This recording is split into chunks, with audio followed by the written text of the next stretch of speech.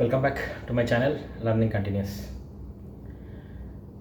Preparation second నోటిఫికేషన్కి ఎక్కడి నుంచి స్టార్ట్ చేయాలి, ఇదే కదా ప్రశ్న. నేను మీ యొక్క ప్రిపరేషన్ ఎట్లా ఉండాలో నేను చెప్పాను, కానీ ఒకవేళ నేను ప్రిపరేషన్ స్టార్ట్ చేస్తే ఎక్కడి నుంచి స్టార్ట్ చేస్తా అన్న, మీరు ప్రిపరేషన్ స్టార్ట్ చేస్తున్నారా అంటే నేను చెయ్యను, అయిపోయిందని చెప్పిన కదా, మొన్ననే చెప్పిన, నేను చెయ్యను. బట్ ఒకవేళ ఇన్ కేసు నేనే చేయాల్సి వస్తే ఎక్కడి నుంచి స్టార్ట్ చేస్తా, అసలు నా యొక్క ప్లాన్ ఎట్లుంటుంది అనేది జస్ట్ చెప్తున్నా అనమాట. So with that said, I am not in the game, first thing. Second thing, I just want to let people know how your preparation should be. That is only my intention in this video. అయితే మనకి 6 papers ఉన్నాయి కదా, and apart from English, అది అందరికీ తెలిసిన విషయమే. అయితే ఈ ఇంగ్లీష్కి అయితే ఎవరం ఏం చేయలేమండి. You have to keep improving your English. రోజు పేపర్ చదవాలి, ఇంగ్లీష్లో మాట్లాడాలి. మీరు వాట్సాప్లో కమ్యూనికేషన్ కూడా ఇంగ్లీష్లోనే చేయండి, అది చాలా ఇంపార్టెంట్. ఎవరితోనైనా ఇంగ్లీష్లోనే మాట్లాడండి. అంటే మీరు ఏం చేయాలంటే బిల్డ్ యువర్ ఒకాబులరీ బిల్డ్ చేసుకుంటే ఆటోమేటిక్గా మీకు ఇంగ్లీష్ వచ్చేస్తుంది. సో అది నేను మొన్న సెపరేట్ వీడియోలో చెప్పాను, అది important not only for the group అనే కాకుండా మీరు ఎక్కడికి వెళ్ళినా కానీ ఇంగ్లీష్ అనేది చాలా ఇంపార్టెంట్ లాంగ్వేజ్. సో దాన్ని మనము అవాయిడ్ చేయలేము. రిగార్డ్లెస్ ఆఫ్ యువర్ ఎగ్జామినేషన్స్ ఏదైనా తీసుకోండి, మనకు అనవసరం, ఇంగ్లీష్ అయితే నేర్చుకోవాల్సింది. మరి మిగతా 6 పేపర్ సంగతి ఏంటి అని అంటే, history paper 2 and paper 6 Telangana movement, వీటి గురించి నేను ఏం మాట్లాడాను, ఎందుకంటే ఇవి ఆల్మోస్ట్ స్టాటిక్ సబ్జెక్ట్సే కాబట్టి దీంట్లో మనం పెద్ద చేసేది ఏమి ఉన్నట్టు. ఫర్ ఎగ్జాంపుల్ హిస్టరీలో ఇండస్ వ్యాలీ సివిలైజేషన్ దగ్గర నుంచి స్టార్ట్ చేస్తే కల్చర్స్ అవన్నీ మనం దాంట్లో ఏం చేంజ్ చేసేది ఉండదు. సో అదైనా అంతే, తెలంగాణ మూమెంట్ అయినా అంతే. దీనిలో కరెంట్ అఫైర్స్కి సంబంధించి ఏముండదు, స్టాటిక్ గుడ్డి బట్టి కొట్టాల్సిందే.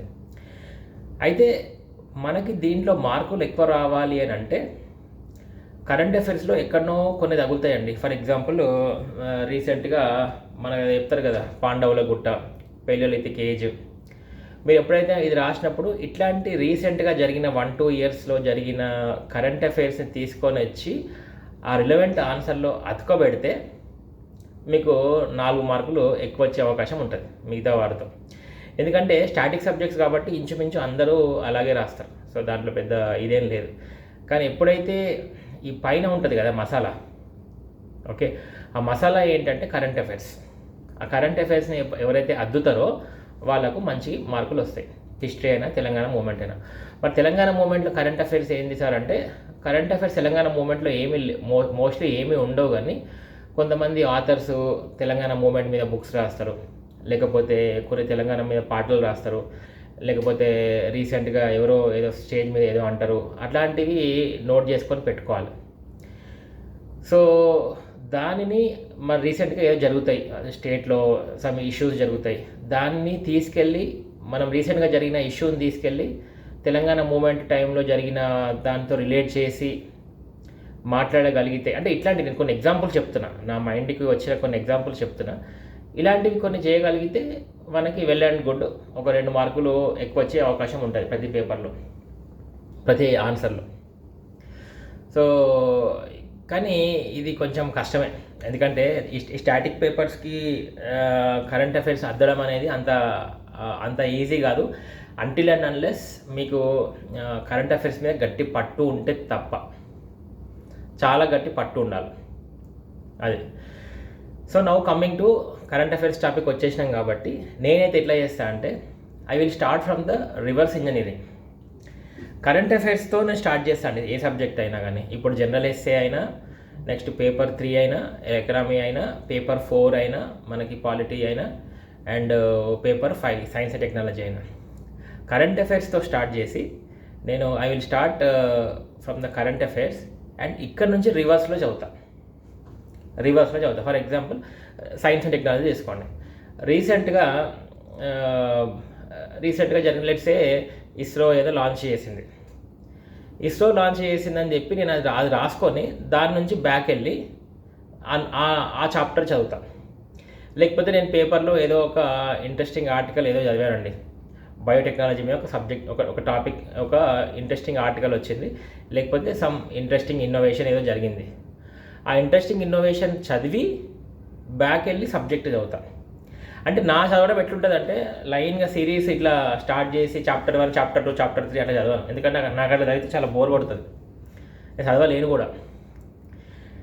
నేను చెప్తే మీరు నమ్మరు, ఇప్పటి వరకు నేను మన ఏ బుక్ అంటే లక్ష్మీకాంత్ బుక్ ఒక్కసారి కూడా ఫుల్గా ఫస్ట్ పేజ్ నుంచి లాస్ట్ పేజ్ దాకా చదవలేదు ఇప్పటి వరకు.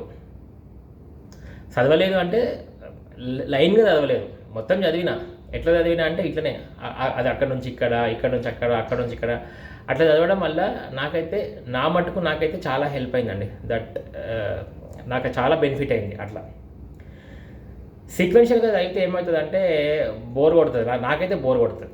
మరి చాలామంది సీక్వెన్షియల్గా చదువుతారు, నేనేమో ఇట్లా చదువుతాను. అయితే ఇట్లా చదవడం వల్ల అడ్వాంటేజ్ ఏమైందంటే, ఫర్ ఎగ్జాంపుల్ నేను ఇప్పుడు ఏదో మున్సిపల్ ఎలక్షన్స్ ఉన్నాయి, లేకపోతే సర్పంచ్ ఎలక్షన్స్ ఉన్నాయి. సర్పంచ్ ఎలక్షన్స్ ఉన్నప్పుడు సర్పంచ్ ఎలక్షన్కి సంబంధించిన చాప్టరు పాలిటీలో కానీ గవర్నెన్స్లో కానీ చదివినప్పుడు ఏవో కొన్ని పాయింట్స్ వస్తాయి, ఇందులో మెన్షన్ చేస్తాడు as per mention in the so and so. అప్పుడు మళ్ళీ బ్యాక్ వెళ్తా, ఆ చాప్టర్ చదువుతా. అప్పుడు ఏమైందంటే నాకు ఆ డాట్స్ ఉంటాయి చూసారా, ఆ కనెక్టింగ్ డాట్స్ క్లియర్ అవుతాయి. ఓకే, ఈ టాపిక్కి దానికి రిలేషన్ ఉంది. ఆ విధంగా నేను ఇట్లా ఓవరాల్ అక్కడ కొంచెం ఇక్కడ కొంచెం ఇక్కడ కొంచెం ఇట్లా చదివి వాటిని అద్దుకొని నేను నా ఓన్ లేఅవుట్ చేసుకునేసరికి నాకు ఫుల్ క్లారిటీ వస్తుందండి, ఫుల్ క్లారిటీ వస్తుంది. మీరు సింపుల్ అండి, నేను చెప్తా. ఇప్పుడు మనం ఒక కొత్త ప్రదేశానికి వెళ్తాం. కొత్త ప్రదేశానికి వెళ్ళినప్పుడు ఏమవుతుందంటే మనం డైరెక్ట్గా వెళ్ళి రోజు అన్నీ చూసి రాము. ఒక దగ్గర స్టార్ట్ అయ్యి ఇట్లా అదే ఒక రోజు ఒక ఏరియాకి వెళ్తాం, ఇంకో రోజు ఇంకో ఏరియాకి వెళ్తాం. ఒక 6 నెలలకు ఏమవుతుందంటే ఓకే ఇది ఇట్లా వెళ్తే ఆ రోడ్ వస్తుందా, అట్లా వెళ్తే ఈ రోడ్ వస్తుందా, మీకు అనిపించింది ఎప్పుడన్నా? అప్పుడు ఏమవుతుంది, ఒక 1-2 ఇయర్స్ డౌన్ ద లైన్లో మీకు మొత్తం ఏరియా మీద అవగాహన వచ్చేస్తుంది. కానీ ఇనీషియల్గా వెళ్ళినప్పుడు అమ్మో ఇది ఏందిరా బాబు ఇంత కన్ఫ్యూజన్ ఉంది, అంత కొత్తగా ఉంది అనిపిస్తుంది. బట్ మనం ఏం చేస్తాము, అప్పుడు కొంచెము ఇప్పుడు కొంచెం అప్పుడు కొంచెం వెళ్ళి ఒకసారి 2 సార్లు అటు తిరుగుతాము, ఇటు వస్తాము, ఇటు చేస్తాము, అటు చేస్తాము, డబుల్ తిరుగుతాము. ఓవరాల్గా 1-2 ఇయర్స్కి మొత్తం క్లారిటీ వస్తుంది. అట్లనే ఈ సబ్జెక్టు కూడా మీకు ఫుల్ గ్రిప్ కావాలి అని అంటే దానిలో కొంచెం తప్పులు చేయాలి, తిరగాలి, ఒక 2 సార్లు చదివిందే చదవాలి, సో రిలేట్ చేసుకోగలగాలి. That's how you have to do. అయితే మరి ఈ ప్రక్రియ ఎంతమంది చేస్తారో నాకు తెలియదు. నేనేమి వాళ్ళని, ఎందుకంటే లైన్గా చదివే వాళ్ళని నేనేమి తప్పు అనట్లేదు, ఇది నా అప్రోచ్ అని చెప్తున్నా అంతే. This is my approach which has really helped me. Current affairs మాత్రము విపరీతంగా, కరెంట్ అఫైర్స్ నుంచి బ్యాక్ వెళ్తేనే విపరీతంగా హెల్ప్ అవుతుందండి. అది అందరికీ తెలిసిన నగ్న సత్యం. కానీ I don't understand why people are ignoring current affairs. Current affairs ఎందుకు ఇగ్నోర్ చేస్తారో నాకు తెలియట్లేదు, అసలు తెలియట్లేదు. మొత్తం సబ్జెక్ట్ చదివి అప్పుడు లాస్ట్లో కూర్చొని నేను కరెంట్ అఫైర్స్కి నేను మ్యాగజైన్స్ చదువుతా, ఆ మ్యాగజైన్ అయితే మంత్లీ మ్యాగజైన్ ఇస్తాడు, ఈ ఇన్స్టిట్యూట్ అయితే ఈ మ్యాగజైన్ ఇస్తుంది. అరే అట్లా చదువుతాడండి, నాకు అర్థం కాదు. అట్లా చదివితే ఏమవుతుందంటే ఇప్పుడు మీకు ఇట్లా నాకే నవ్వొస్తుంది. మీరు బావర్చీలో బిర్యానీ తింటారు కదండి, బిర్యానీ తినేటప్పుడు కోక్ తాగుతారా, మొత్తం బిర్యానీ తిని కోక్ తాగుతారా? అవునా? సో తినేటప్పుడు తాగితేనే ఆ మజా. మీరు పప్పుచారులో పాపడ మొత్తం పప్పుచారు అంతా అన్నం తిని అప్పుడు పాపడ నమ్ముతారా, లేకపోతే తింటూ ఇది తింటారా? ఇది కూడా అంతే. సబ్జెక్టు చదువుతూ ఇట్లాంటి ఎగ్జాంపుల్స్ ఘోరంగా ఉంటాయి, నాకు నవ్వొస్తుంది. బట్ తప్పట్లేదు, ఏం చేస్తాం మరి. ఈ కంటెంట్కి చెప్పాలంటే ఇట్లాంటి ఎగ్జాంపుల్ చెప్తేనే ఇనుకుతుంది మైండ్లో, లేకపోతే వెనుకదు. సబ్జెక్ట్ అంతా చదివి కరెంట్ అఫైర్స్ చదివితే ఇట్లనే నేను చెప్పినట్టు ఉంటుంది. సో అట్లా చేయకండి. సబ్జెక్టుతో పాటు కరెంట్ అఫైర్స్ చదవాలి, సబ్జెక్ట్తో పాటు. అప్పుడే మీకు సబ్జెక్టు ఇనుకుతుంది అండ్ మైండ్లో ఏది ఎక్కడ పెట్టాలో మీకు తెలుస్తుంది. అది చాలా ఇంపార్టెంట్. అంతేగాని అది చదివితే మీరు సచ్చినా మీరు ఆన్సర్ ప్రిలిమ్స్ పాస్ అవుతారు.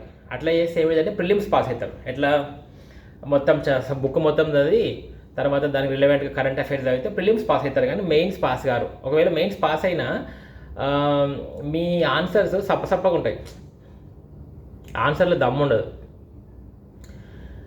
సో అదనమాట. అదే మీరు ఇట్లా నేను చెప్పినట్టు చేయండి. మీకు అంటే క్వశ్చన్ పేపర్ ఎవాల్యుయేటర్ ఎవడైతే చూస్తాడో వాడికి మీ ఆన్సర్ చదువుతుంటే మజా వస్తుంది. అరే ఏం రాసిండు రావాడు, ప్రతి పాయింట్ని తీసుకొచ్చి లాస్ట్ 1-2 ఇయర్స్కి సంబంధించిన పాయింట్ తెచ్చి యాడ్ చేస్తున్నాడు, భలే ఎలాబరేట్ చేసిండు అని he might feel very happy. Me paper పక్కన పెడతాడు, అరే ఈ పేపరు ఇట్లా చదివేది కాదు, దీనికి ఏదో కథ ఉందని చెప్పి పక్కన పెట్టి మంచిగా తీక్షణంగా చూస్తాడు. అట్లా అనమాట. సో ఇదే అన్నిటికీ అప్లై అవుతుందండి. ఎకనామిక్ అయినా ఇదే అప్లై అవుతుంది, జనరల్ ఎస్సే అంటే తెలిసిందే, కానీ ఇవన్నీ కలిపితేనే కదా. జనరల్ ఎస్సే అంటే కిచిడియే కదా. ఇవన్నీ నీకు ఎకానమీ కానీ, సైన్స్ అండ్ టెక్నాలజీ కానీ, పాలిటీ కానీ, గవర్నెన్స్ కానీ అన్నీ చక్కగా వస్తేనే జనరల్ ఎస్సే వస్తుంది, లేకపోతే జనరల్ ఎస్సే రాదు. సింపుల్. దానికి పెద్ద ఏమీ సూత్రం ఏం లేదు. సో మళ్ళీ చెప్తున్నా, కరెంట్ అఫైర్స్ నోట్ చేసుకోండి. కరెంట్ అఫైర్స్ అంటే కూడా గుడ్డి చదవడం కాదండి. You should have a segregation. What's in news, రీసెంట్గా న్యూస్లో ఉన్న పర్సనాలిటీస్ ఎవరు, అసలు రీసెంట్గా ఉన్న ఇష్యూస్ ఏంటి, కరెంట్ అఫైర్స్ ఇష్యూస్ ఏంటి, రీసెంట్గా ఉన్న పర్సనాలిటీస్ ఏంటి, స్పోర్ట్స్ ఏంటి, మళ్ళీ దాంట్లో సబ్ కేటగరైజేషన్, మళ్ళీ స్పోర్ట్స్లో ఇంపార్టెంట్ పీపుల్ ఎవరు, అండ్ ఇంటర్నేషనల్ అఫైర్స్ ఏంటి, ఏం నడుస్తున్నాయి, లోకల్ అఫైర్స్ ఏంటి, ఇంటర్నేషనల్ అఫైర్స్ ఏంటివి, నేషనల్ ఇష్యూస్ ఏంటి. నేషనల్ ఇష్యూస్ వచ్చినప్పుడు నేషనల్ ఇష్యూస్లో దానికి సంబంధించిన కేస్ స్టడీస్ ఏంటివి, జడ్జిమెంట్స్ ఏంటివి, వాటి ఆర్టికల్స్ ఏంటివి. ఇట్లా ఫుల్ ఫ్లెడ్జ్ సెగ్రిగేషన్ ఉండాలండి. ఫుల్ ఫ్లెడ్జ్ సెగ్రిగేషన్ ఉంటే మీకు ఏ టాపిక్ చెప్పినా కానీ దానికి you will be able to add things. For example Trump అని అన్నాం అనుకో, ట్రంప్ అనగానే ట్రంప్ ఇదే పర్సనాలిటీ, ఇదే ప్రెసిడెంట్ ఆఫ్ కంట్రీ అమెరికా. కానీ ట్రంప్ అనగానే ట్రంప్ ఒక్కడే గుర్తు రావద్దు, ట్రంప్తో సంబంధించిన అన్నీ రావాలి కదా. ట్రంప్కి ఇండియాకి ఏం సంబంధం, ట్రంప్కి వేరే కంట్రీస్కి ఏం సంబంధం, ఇంటర్నేషనల్ అఫైర్స్లో ట్రంప్ యొక్క పాత్ర ఏంటి, ఆయన ఉంటే ఏమైంది, లేకపోతే ఏమైంది, ఆయన వచ్చిన తర్వాత భారతదేశానికి ఏం జరిగింది, మా ఇమిగ్రెంట్స్కి ఏం జరిగింది. ఇట్లా ఒక 360 డిగ్రీస్ కోణం ఉండాలండి. ఏదైనా చెప్పినా కానీ చెప్పకుండానే ఒక 360 డిగ్రీస్ యాంగిల్ తిరగాలి మనకి మైండ్లో. అట్లా తిరిగితే మీకు ఏంటంటే జనరల్ ఎస్సే అయినా మీరు ఓడిచేస్తారు, ఆన్సర్ అయినా మీరు ఓడిచిపడేస్తారు. 360 డిగ్రీస్ యొక్క కోణం లేకపోతే మీకు ఎంతసేపు నారో డౌన్ అవుతుంది మీద. అంటే మీకు బ్రాడ్ వ్యూ ఉండాలి. అంటే ఇప్పుడు గ్రూప్ 1లో అదే కదా మెయిన్ థింగ్. గ్రూప్ 1కి గ్రూప్ 2కి తేడా ఏంటిదంటే గ్రూప్ 2 ఈజ్ నారో డౌన్ చేస్తారు, group 1 is broad horizontal. You don't have to have a detailed analysis, అంటే డీటెయిల్డ్ ఉండాల్సిన అవసరం లేదు, కానీ అట్లీస్ట్ హారిజాంటల్గా బ్రెడ్త్ వైజ్ మీకు క్లియర్ కట్ ఐడియా ఉండాలి అనేది అది. అట్లా అది మీకు కూడా తెలియంది కాదు, బట్ ఒకసారి గుర్తు చేస్తున్నా, నేనుంటే ఎట్లా చదివేవాడిను అట్లా, అంతే. That is what is my point అండి. మేబీ ఒక్కరైనా అంతే. నాకు 3,000 మంది సబ్స్క్రైబర్స్ వచ్చారు, కానీ ఒక్కరు పాటించిన దాని నాకు that itself is a success. And I don't think, నేను ఎంతోమందికి చెప్తున్నా ఫోన్లో రోజు, but people are really not following అనిపిస్తుంది. కానీ ఒక్కరైనా ఫాలో అయినా బాగానే ఉంటుంది. ఒక 2 ఇయర్స్ తర్వాత అన్నా నువ్వు చెప్పినావు, ఆ రోజు చెప్పినావు, నేను అది ఫాలో ఇప్పుడు మొన్న ఒక మిత్రుడికి మంచి 7th ర్యాంక్ వచ్చింది, మా మిత్రుడికి గ్రూప్ 2లో. Very happy. ఆయన ఆ రోజే చెప్పిండు నాకు ఫోన్ చేసి, బ్రదర్ నాకు టాప్ 10లో ఉంటా అని ఎగ్జామ్ రాసిన రోజు చెప్పిండు. అన్న నీ ఒక్కడికే చెప్తున్నా అన్నాడు. మళ్ళీ మొన్న ఫోన్ చేసిండు, అన్న నీకు ఆ రోజు చెప్పినా గుర్తుందా అన్న. కరెక్ట్ అయినా. సో అట్లా when they tell that we're in the top list, I will be very happy. అట్లా ఫాలో కండి.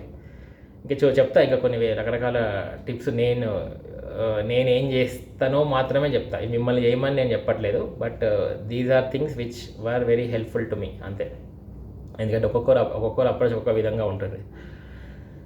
మీ అప్రోచ్ వేరేగా ఉంటే కింద రాయండి, దట్స్ వెల్ అండ్ గుడ్. అది కూడా మేబీ నేను కూడా రాంగ్ అయి ఉండొచ్చు, మీరు కూడా కరెక్ట్ అయి ఉండొచ్చు. అట్లా అదే అండి. Thank you very much for watching my video. This is Aditya బొమ్మ సైనింగ్ ఆఫ్.